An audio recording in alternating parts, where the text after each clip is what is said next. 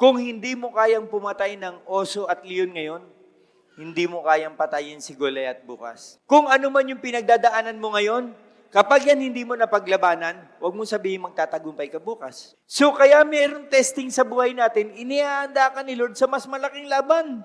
Ito isa pang maganda. Kaya ka pinapadaan ni Lord dun kasi mayroong pang mas malaking darating. Anong pinakamalaking kalaban natin sa buhay? Church. Kaya minsan inaalaw ni Lord yung failure sa life natin. Kasi the greatest enemy na haharapin mo is your success. Kung hindi ka marunong mag-handle ng failure, you cannot handle success. Marami